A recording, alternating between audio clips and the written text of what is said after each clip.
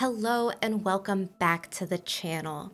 Amber here, and today I'm talking about a book I've been really excited to read, which is The Mercy of Gods by James S.A. This review will be spoiler-free, so fear not. And if you enjoyed this video, let me know by giving it a like and subscribe to the channel. Now, for fans of the Expanse series who are typically drawn to it because of the big space battles, intricate political storylines, and themes of rebellion and exploitation, I think it's really important to set expectations when reading The Mercy of Gods, because this book is a very different experience. It's much more abstract and clinical in its storytelling, and that's because it focuses on a cast of characters who are all scientists, which creates a more thoughtful journey of scientific endeavors opposed to the action-packed and political settings of The Expanse. So let's dive into those characters.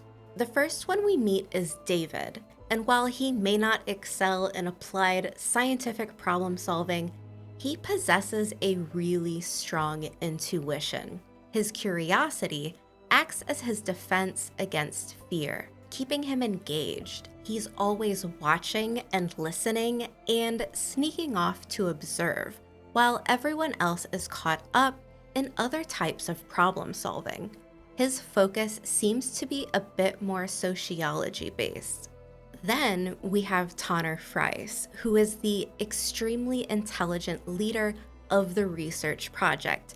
He's very goal-oriented, introverted, and not much of a people person. And the majority of the characters fit a bit into this archetype.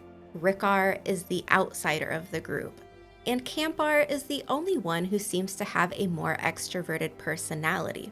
He's sarcastic and a bit of a jokester, but to be honest, I don't feel as though I know much about him behind his facade. And we don't meet a lot of people outside this core set of scientists. It's crucial to understand that you'll be following around a group of highly intelligent people who don't react like typical action heroes, which is something I find refreshing. This introverted and focused cast can be a nice change of pace, especially if you're someone who enjoys hard science fiction with a focus on science and biology. One specific character, Jessin, stood out to me. As the story progresses, she appears to be the most dynamic and fleshed out. She might be my favorite character so far due to her setbacks and her drive. She's a fighter, and I really appreciate her adaptability. She's someone I'm really looking forward to in the books to come. Now let's get into the plot and the pacing. The Mercy of Gods is deliberately slower, with the narrative gradually building up around a mysterious element that, for the most part, kept me engaged. If you're seeking the fast-paced adventure of The Expanse, this book might not satisfy that want. However, it's methodical. The authors have taken a lot of care to set up something big, and the pace allows for a deeper exploration of many scientific elements. One of the standout features of this book is the really rich depiction of various life forms. If you were left wanting more extraterrestrial encounters in The Expanse, then The Mercy of Gods might be right up your alley. There are many biology-based plot points that slowly reveal the characteristics of the enemy, which made it a highlight of the book for me. Just for reference, one of my favorite science fiction stories is the Remembrance of Earth's Past trilogy, and if you were to compare the two, The Mercy of Gods is less challenging and lighter on philosophy, but I could compare book one of both series, saying that they both feel like a bit of a prologue leading up to something bigger and better to come. The story kicks off as a typical invasion plot, and a majority of the time is spent on getting to know and understand the wants and motivations of the enemy.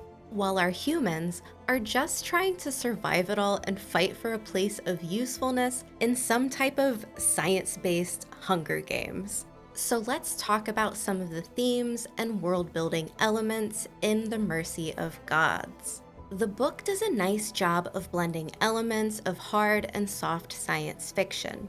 In some instances, science and research is the basis for how to survive. In other cases, we witness extremely advanced technology and just kind of have to go along with it, not knowing how or why it works. But for me, the setting and environment is a highlight.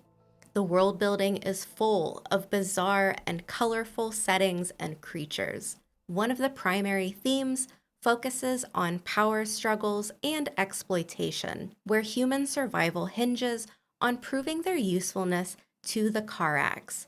It's tense with high stakes and no shortages of bleak and dark moments. The book also dives deep into human nature.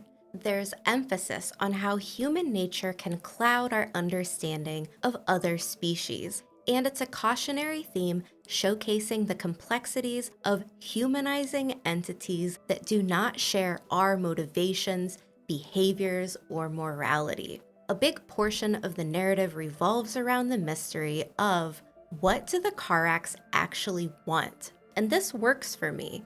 Often in science fiction, we meet an alien and they just seem too human.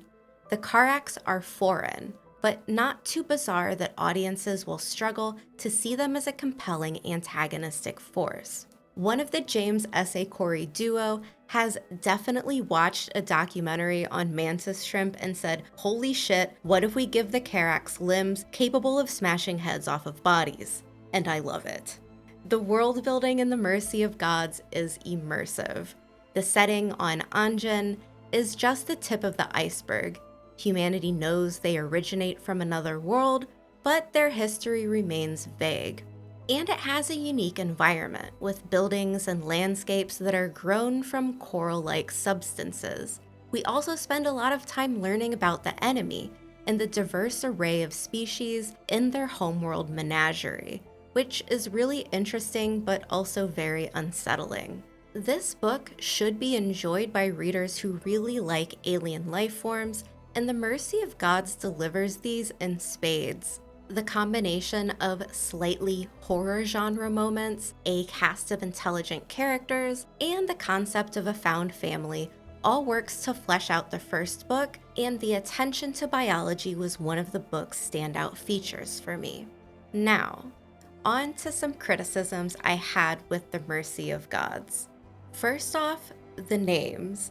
The spellings and pronunciations are challenging, and it required me to actually take notes to keep track of the characters, locations, and species. The complexity and otherworldliness of the names often had me flipping back to previous chapters to avoid any confusion. And despite this, I still mixed up some characters. This could be daunting for some readers.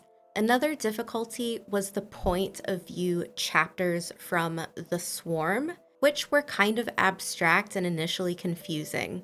But these chapters and paragraphs became clearer with time and patience. They are really important to the story, and I wouldn't want them discarded. But they do make the story's pacing feel a little bit inconsistent. One thing that surprised me is that I found myself wanting for bigger action sequences, similar to the space battles in The Expanse, but there are a number of smaller skirmishes that are pretty unique in terms of how they play out, which I found engaging. Ultimately, I respect the authors for bravely choosing not to replicate those large-scale space battles, even if fans might be expecting them. But to wrap things up, The Mercy of Gods left me feeling slightly disappointed at the end. And not because it was bad, but because it felt like an appetizer, leaving me hungry for more. I didn't want the story to end, which is a pretty strong indication of how much I enjoyed it.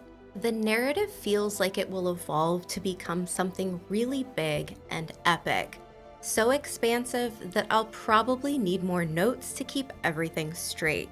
Despite the slower pacing and the complexity of the names, The Mercy of Gods is a smart blend of hard and soft science fiction. The settings are detailed, and the cast of highly intelligent characters was a plus for me. It wasn't what I initially expected, but it turned out to be an intriguing read that sets the stage for something that could grow into the space opera I was hoping for. I have many theories about where the story might go next, but The Mercy of Gods serves as a compelling prologue to what feels like a vast, world-spanning epic. The premise is strong, and despite the heavy scientific elements, the writing style is accessible enough for anyone who has had a little background in hard sci-fi. I think this book will particularly appeal to fans of thoughtful science fiction who appreciate deep world building. And if you are patient enough to admire a story with a slower pace, The Mercy of Gods is definitely worth your time. And if you like the idea of a story where science, biology, sociology, and the human spirit can be used like a hammer to pound your way out of a prison, I'd give this book a shot. Thank you for watching, and if you enjoyed this review, please like and subscribe for more content.